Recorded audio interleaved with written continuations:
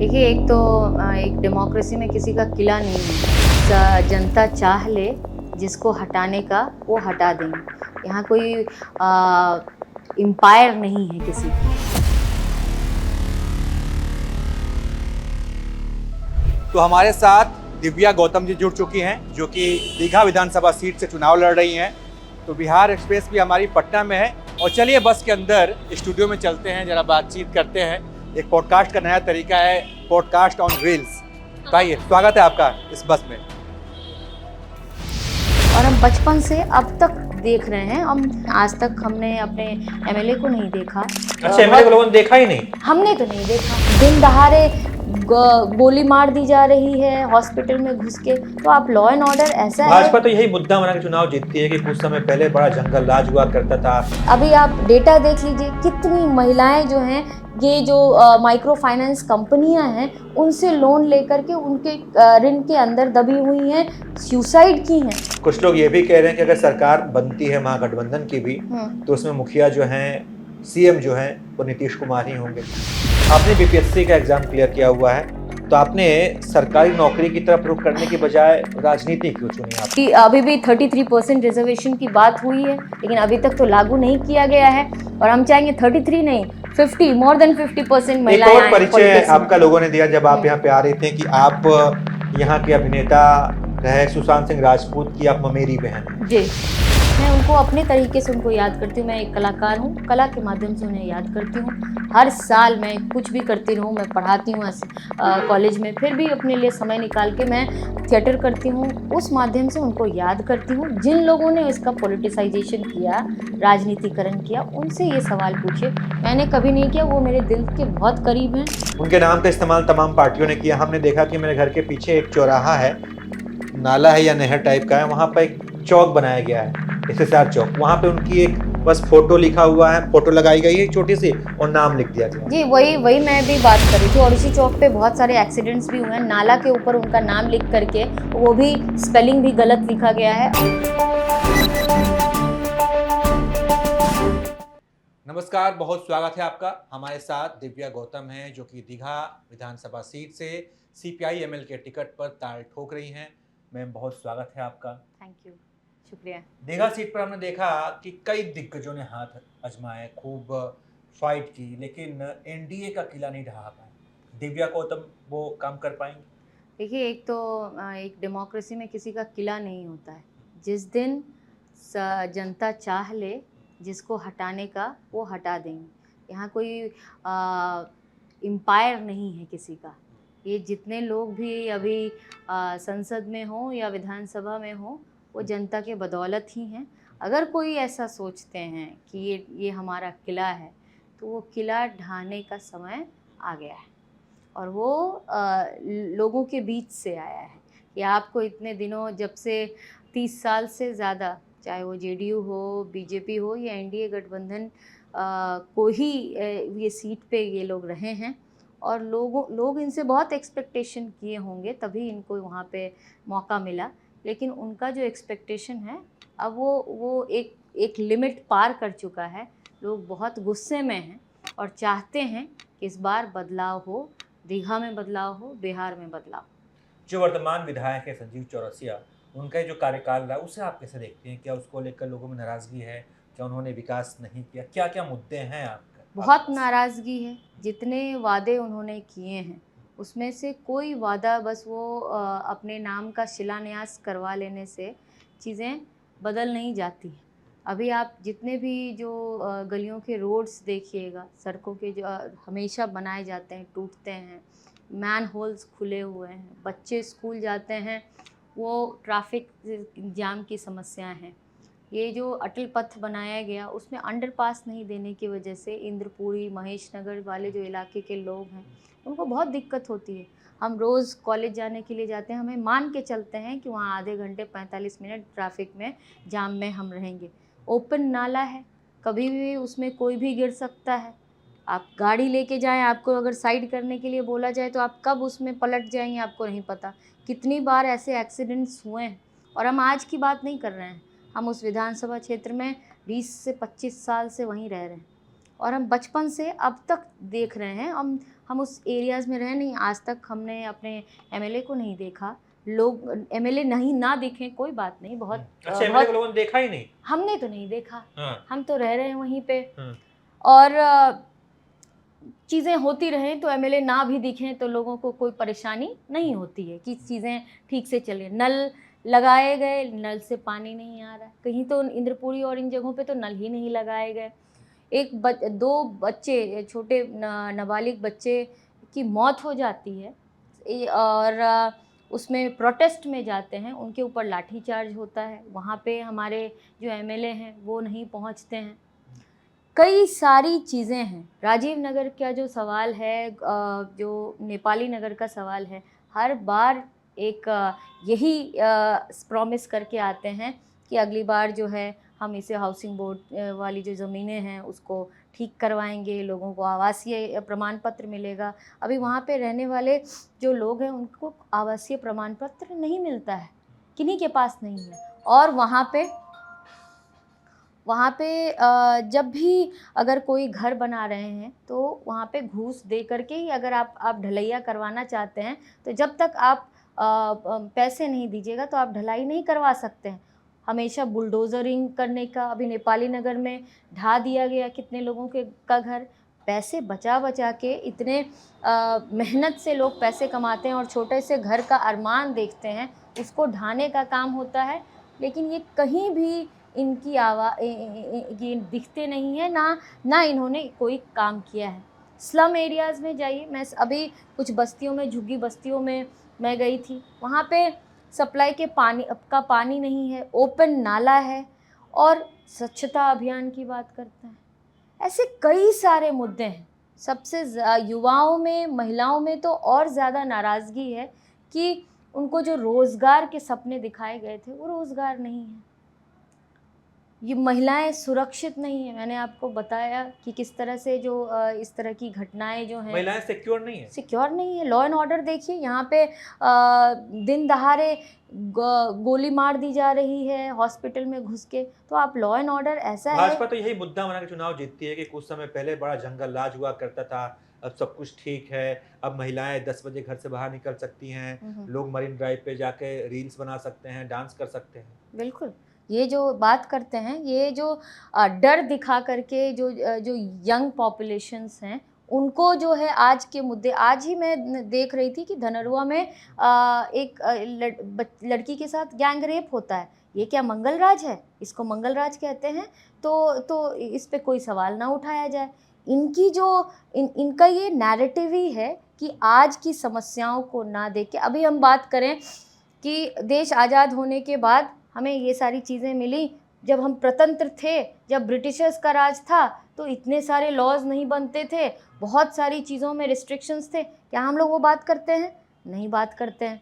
क्या हम आज के जो 20 साल जो हम जैसे लोग, आप जैसे लोग जो यंग इसी समय में हुए हैं, नीतीश कुमार को देखते हुए ही हुए हैं, लेकिन हमें, हमारे जैसी युवा जो महिलाएं हैं और जो बच्चियां हैं, युवाओं हैं, उनको अगर रोज़गार नहीं मिला, यहाँ पे पटना यूनिवर्सिटी है, मैं वहाँ पे पढ़ी भी हूँ, पढ़ाई भी हूँ, वहाँ की हालत मैं आपको बताती हूँ।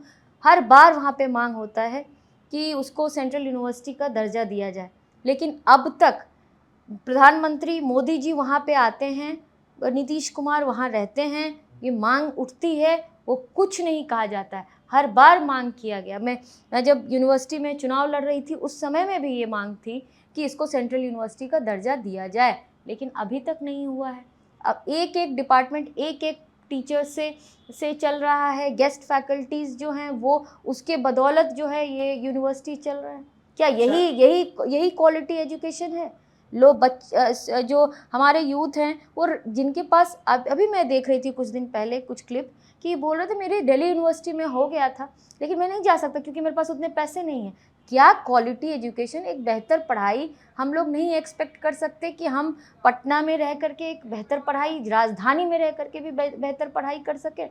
जिनके पास पैसे हैं वो तो माइग्रेट कर जाते हैं, जो पैसे कमाना नहीं पढ़ पाते हैं तो पैसे कमाने के लिए बाहर उनको जाना पड़ता है। माइग्रेशन देखिए, कोरोना पीरियड में आपने देखा क्या भयावह स्थिति थी कि लोग पैदल चल के बाहर पलायन कुछ वापस आ रहे कम थे। हुआ है क्या? बीजेपी तो कहती है कि हमने पलायन पे लगभग उसको कम कर दिया है, अब बहुत जल्दी इसको हटा देंगे, खत्म कर देंगे, हमने खत्म कर पलायन देंगे रोका है।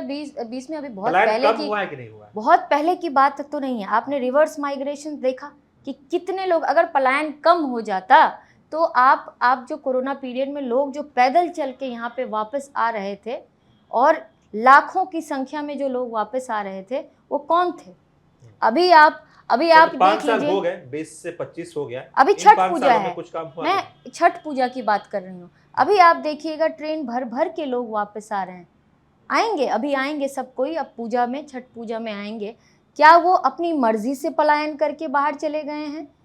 नहीं, अधिकांश लोग अपनी मर्जी से पलायन नहीं किए हैं, क्योंकि उनके पास यहाँ रोजगार नहीं है, क्योंकि अच्छी शिक्षा व्यवस्था नहीं है, बच्चे को पढ़ा नहीं सकते हैं, इस वजह से वो बाहर हैं।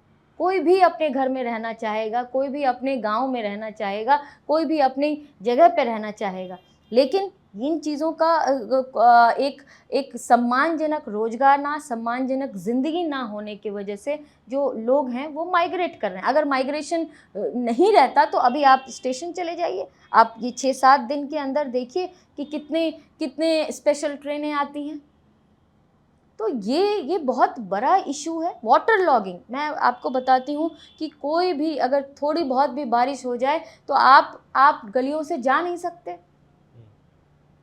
इतनी वाटर लॉगिंग रहती है, इतने जल जमाव का वो रहता है। कितनी महिलाएं जो काम करती हैं, दाई का काम करती हैं घरों में, उनको ना पैर में मतलब पानी में जाने से क्या वो क्या होता है, हाँ, वो चीज़ें हो जाती हैं, मतलब बीमारियां हो रही हैं गंदगी की वजह से, गंदे पानी की वजह से, क्योंकि उनको कोई उपाय नहीं है, उनको समय पे उनको जाना ही जाना है। अच्छा, आप महिला हैं, आप ईमानदारी से बताइए, महिलाओं मैं के लिए उत्थान किस सरकार में बढ़िया हुआ मैं है? कोई भी चाहे बात लालू जी की जो सरकार में या नीतीश कुमार की सरकार मैं में? कोई भी बात जो आपको बता रही हूँ, मैं गैर ईमानदारी से नहीं बता रही हूँ। बहुत जो चीज़ मैं दिल से सोचती हूँ, इसलिए मैं आपको बता रही हूँ।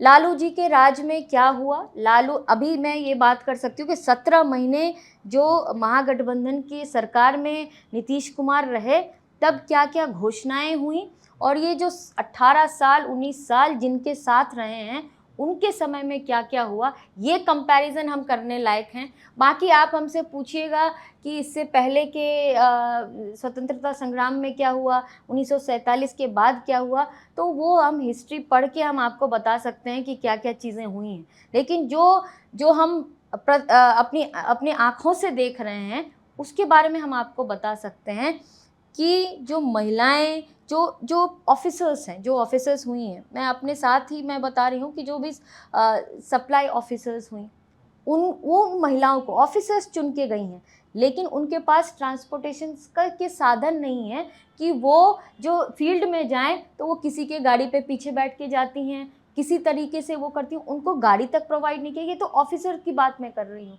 दूसरी बात, जो महिलाएं जो आशा कर्मी महिलाएं हैं, जो रसोइया महिलाएं हैं, इतने कम पैसे पर उनसे काम करवाया जाता है।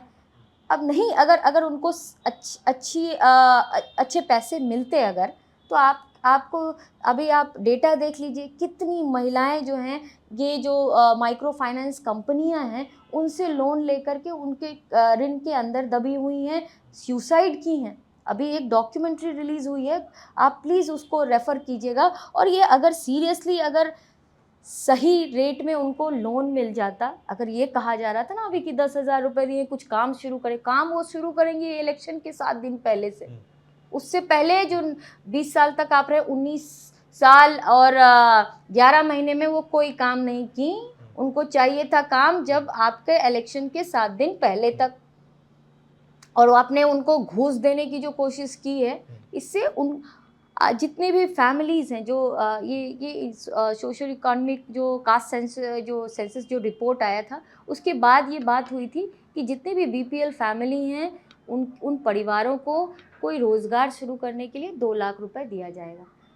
लेकिन क्या किया गया, ये इलेक्शन के समय में उनके अकाउंट में 10,000 रुपये दिए गए और उनको लिया भी जाएगा। और ऋण में इतनी महिलाएं अपना उनके घर में रोज़ बदमाश आ रहे हैं, ये कंपनीज़ वाले आ रहे हैं, ज़बरदस्ती उनसे कर रहे हैं कि आप बकरी दो, अपने गाय दो, या फिर तुम्हारे बच्चे को उठा के ले जाएंगे। ये सब वो लोग झेल रही हैं। अच्छा, ये सब शुरू भी हो गया है, ये सब वसूली भी शुरू हो गई है। आप वो डॉक्यूमेंट्री देखिए, लोग रो रो करके, मैं अभी कुछ दिन पहले एपवा का एक मीटिंग हुए थे जिसमें गांव-गांव से महिलाएं आई थी और रो रो करके अपनी बात बता रही थी कि किस तरह से ये जो माइक्रो फाइनेंस कंपनीज जो हैं वो उनके घर में आकर के वसूली कर रही हैं। तो ये बहुत बहुत सीरियस इशू है। स्टूडेंट्स की बात मैं करना चाहूँगी। मेरे कई सारे स्टूडेंट्स जो हैं स्टूडेंट क्रेडिट कार्ड लेकर के पैसे लिए पढ़ाई करने के लिए, लेकिन बेहतर तो क्वालिटी यहाँ पे पढ़ाई तो होती नहीं है। आपने पैसे भी खर्च किए, नौकरी तो आपको मिली नहीं, और अभी बैंक से सबको नोटिस जा रहा है कि आप जो पैसे लिए हैं उसको वापस कीजिए, जितना परसेंट में आपने लिया है वो तो अलग से इंटरेस्ट तो लग ही रहा है। तो आप बड़े बड़े नाम आप हर चीज़ में ऋण देने का और ऋण की उगाही करने का जो ये पूरा नेक्सस बनाए हैं, उसी के खिलाफ युवा, महिलाएं सब एकजुट हैं और वो बदलाव चाहते हैं। लेकिन महागठबंधन एकजुट नहीं दिख रहा ना। बिल्कुल जो एकजुट दिख रहा है आपको, एक कई सीटों पर फ्रेंडली फाइट की तैयारी में है, वो इस बात को स्वीकार नहीं कर पा रहे हैं कि तेजस्वी यादव मुख्यमंत्री होंगे। हालांकि आपकी पार्टी ने पूरी ताकत लगाई है कि हम लोग एकजुट रहें, दीपांकर भट्टाचार्य की मेहनत दिख रही है, लेकिन कांग्रेस पार्टी अपनी एक अलग ही राह पे चल रही है। ये तो आप कांग्रेस पार्टी से पूछे, लेकिन मुझे ऐसा लगता है कि जो दीघा विधानसभा में है, जितनी भी गठबंधन के जितनी भी पार्टियां हैं, सब एकजुट हैं। कुछ कुछ जगहों पे कुछ बातें हुई हैं, उसको लेकर के आप जो लीडर्स हैं उनसे आप बात कर सकते हैं। हो सकता है कि कुछ लोग जो है नॉमिनेशंस जो किए हैं वो वापस भी ले लें। अभी बातचीत चल रही है। सबसे इम्पोर्टेंट है डेमोक्रेसी में कि बातचीत चले, डायलॉग से कोई चीजें तय हो। कुछ लोग ये भी कह रहे हैं कि अगर सरकार बनती है महागठबंधन की भी, तो उसमें मुखिया जो हैं, सीएम जो हैं, वो नीतीश कुमार ही होंगे। इस बारे में तो वो नीतीश कुमार के बारे में तो ये कहा ही जा सकता है कि आप लोग लड़ती हैं नीतीश कुमार के खिलाफ, लेकिन जब वो आते हैं तो फिर आप उनको पद भी नहीं, इस बार तो ये बात आप सब हर जगह यही बात है कि तेजस्वी जी के नेतृत्व में ही महागठबंधन की सरकार बनेगी। अब जैसे कि बहुत पहले ही मोदी जी ये बोल रहे थे कि 70 साल में सबको रिटायरमेंट ले लेना चाहिए, नए लोगों को अवसर देना चाहिए। ना वो 70 साल में रिटायर हुए हैं, ना अभी नीतीश जी रिटायर होना चाह रहे हैं। नए लोगों को मौका दिया जाए, नए लोग आए, वो सरकार चलाए। उनका जो समय था वो अब खत्म हो गया है, अब नए लोगों का समय आ चुका है। में आपने तमाम समस्याएं गिनाई। मरीन ड्राइव को लेकर बीजेपी अपना बड़ा पीठ थपथपाती है कि हमने मरीन ड्राइव बना दिया है। अरे देखिए, पूरा भीड़ लगा रहता है, लोग रील बनाते हैं, रात रात भर मेला लगा रहता है, लोग घूमते हैं। हम भी दिल्ली से आए तो मरीन ड्राइव पहुंचे, पहले चलिए जरा मरीन ड्राइव घूम के। मरीन तो है नहीं, लेकिन आप मरीन ड्राइव की जहाँ तक बात है, आप वहाँ पे जो जितने भी जो ठेले लगाए जाते हैं, वहाँ जो बैठने की कोई जगह नहीं बनाई गई है। आप एक भी वॉशरूम वहाँ नहीं देखेंगे। अगर आप 2-3 घंटे अगर आप बैठना चाहें तो वहाँ पे आपको कोई ड्रिंकिंग वाटर फैसिलिटी नहीं है। हाँ, हो सकता है कि कुछ लोग जिनको ज़रूरत नहीं, लेकिन जो वहाँ पे ठेले लगा रहे हैं, महिलाएं भी लगा रही हैं। महिलाओं के बारे में बहुत बात करते हैं, है ना। कोई भी ऐसी जगह है जहाँ की वो वॉशरूम यूज़ कर सके? शाम से लेकर रात तक वो वहाँ दुकानें चला रही हैं। कहाँ पे वॉशरूम आपको दिखता है? कहाँ पे ड्रिंकिंग वाटर फैसिलिटी आपको दिखता है? हम अगर फील्ड में रहें, अभी हम पूरा कैंपेनिंग करें, अगर हम कहीं वॉशरूम जाना चाहें, आपको यहाँ पे कोई क्लीन वॉशरूम दिखेगा? पब्लिक टॉयलेट नहीं। प्यास लगी है, पानी पीना चाहे, इतने बहुत सारे ठेले लगाने वाली जो महिलाएं हैं, वो उनको प्यास लगे तो वो किससे पानी मांगे, किसके पास जाएं? वॉशरूम जाना हो, कोई है जगह? कोई ऐसा है जहाँ पे जो सैनिटरी पैड, नैपकिन्स जो है, कभी ज़रूरत पड़ जाती है अचानक से, उसका वेंडिंग मशीन्स बहुत जगह लगे हुए हैं, लेकिन यहाँ पे आपको कहीं दिख रहा है? तो ये सारी चीज़ें की रफ्तार पर धीरे धीरे आगे बढ़ रहे हैं। मरीन ड्राइव बना दिया है, अब शौचालय भी बनवा ही देंगे, शौचालय की भी अच्छी व्यवस्था करवाने वाले हैं। देखिए, मरीन ड्राइव जो बनाया गया है, उसमें जो लोग वहाँ पे जा रहे हैं, मरीन ड्राइव के नीचे जो रहने वाले जो स्लम्स एरियाज हैं, वो भी तो हमारे ही लोग हैं ना। वो तो बाहर नहीं है। वो जो मरीन ड्राइव यूज़ कर रहे हैं हमारे आपके जैसे लोग, जो गाड़ी दौड़ा रहे हैं, वो ठीक है, अच्छी बात है। लेकिन जो मरीन ड्राइव बना, भी मैंने आपको बात की कि जो ये मरीन ड्राइव बनने की वजह से कितने सारे आपने अंडरपास नहीं दिए। अंडरपास नहीं देने से जो लोकल लोग हैं उनको बहुत दिक्कत होती है।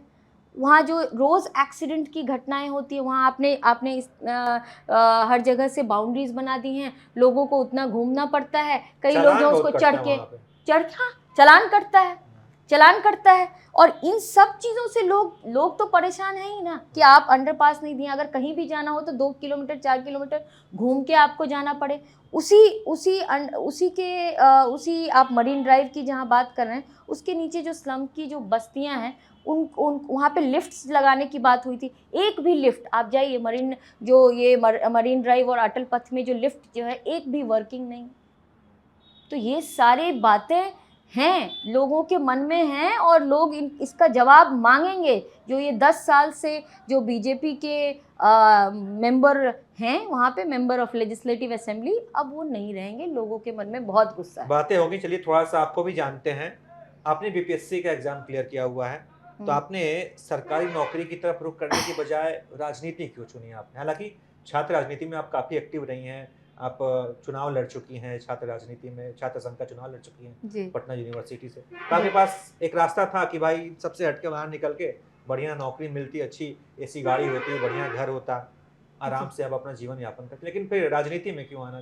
जी, ऐसा ही सोचा जाता है कि मुझे ऐसा लगता है कि महिलाओं को बहुत ही सिक्योर काइंड ऑफ लाइफ जीने के लिए हमेशा कहा जाता है।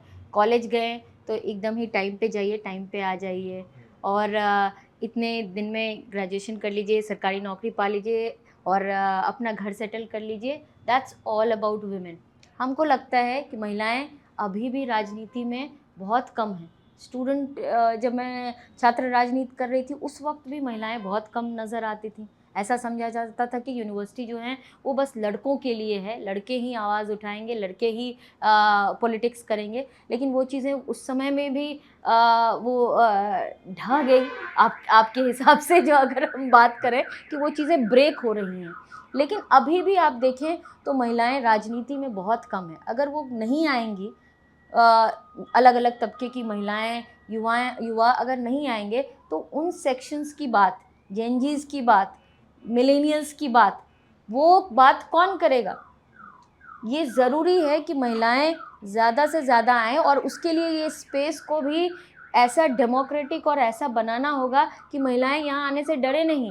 क्योंकि जैसे ही महिलाएं आती हैं पब्लिक लाइफ में, उनके कैरेक्टर के ऊपर, उनके लाइफ के ऊपर बहुत सारे इस तरह से आपको किया जाएगा कि आप खुद ही लगेगा कि इतने परेशान होकर के छोड़ दिया जाए। लेकिन अब वो महिलाएं छोड़ने वाली नहीं हैं, खूब अच्छे से जवाब दे रही हैं। जैसे आप सारिका पासवान जी जो हैं, उनके ऊपर जो बीजेपी के जो नेता हैं, आशुतोष कुमार, और बहुत ही भद्दे कमेंट उन्होंने किया, और इस वजह से उनको वो अपने नेताओं के सामने, मोदी जी के सामने वो फ़ोटोज़ भी खिंचवा रहे हैं। ऐसे लोगों को अगर जगह दिया जाएगा तो महिलाएं कम जो दिख रही हैं, लेकिन अब नहीं दिखेंगी। अब ऐसे लोगों को जगह दिखाने का समय आ गया है। महिलाएं आएंगी और ज़्यादा आएंगी, और क्योंकि अभी भी 33% रिजर्वेशन की बात हुई है, लेकिन अभी तक तो लागू नहीं किया गया है, और हम चाहेंगे 33 नहीं, 50, मोर देन 50% महिलाएं आएं पॉलिटिक्स में। आपका लोगों ने दिया जब आप यहाँ पे आ रहे थे कि आप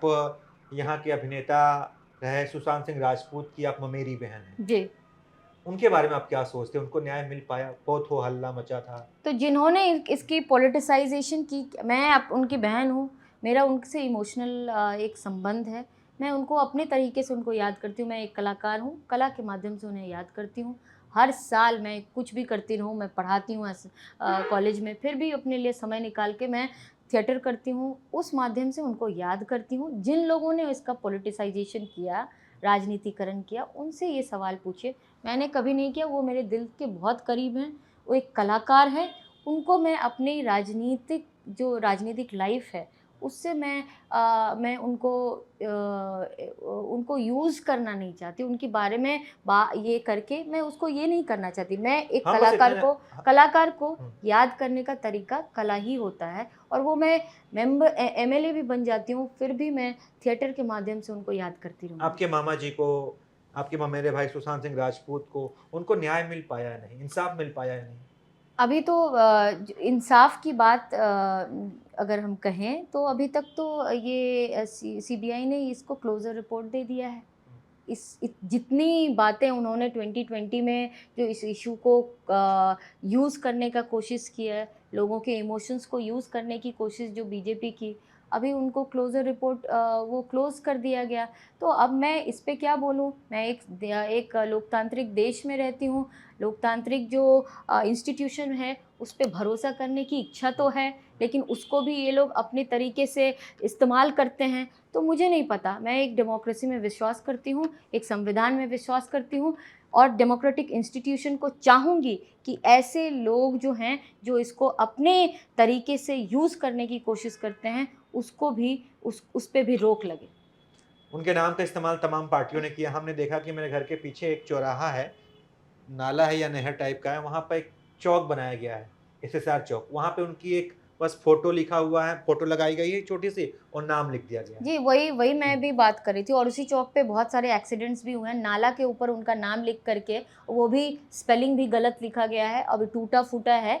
और उनके जो नाम का उनका जो इस्तेमाल होना चाहिए युवाओं के लिए अगर कोई थिएटर स्पेस बनाया जाता, कोई लाइब्रेरी बनाई जाती उनके नाम से, लेकिन ऐसा कुछ भी नहीं हुआ। उनके नाम का राजनीतिकरण हुआ, और ये इस तरह का चौक छोटा-सा लिख कर के और नाला के ऊपर, वो तो उनका डिसरिस्पेक्ट करना हुआ जो कि किया गया है।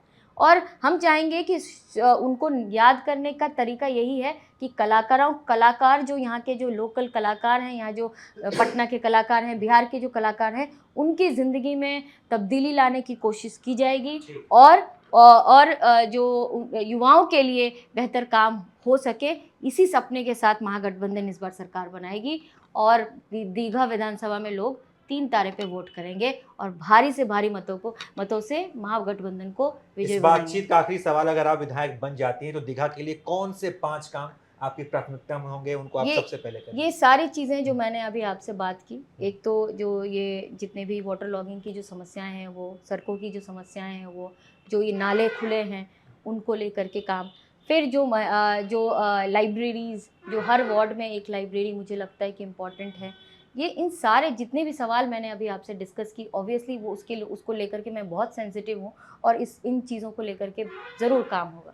बहुत धन्यवाद बातचीत के लिए। शुक्रिया। तो ये थी दिव्या गौतम, जिनसे तमाम मुद्दों पर हमने बातचीत की। दीघा में क्या क्या काम करेंगी, दीघा की समस्याएँ क्या हैं, और देखना ये होगा कि दिव्या गौतम सीपीआई-एमएल के टिकट पर इस बार एनडीए का किला ढहा पाती हैं या नहीं। बहरहाल आप क्या सोचते हैं, इस पे अपनी राय दीजिए। देखते रहिए आप एबीपी लाइव।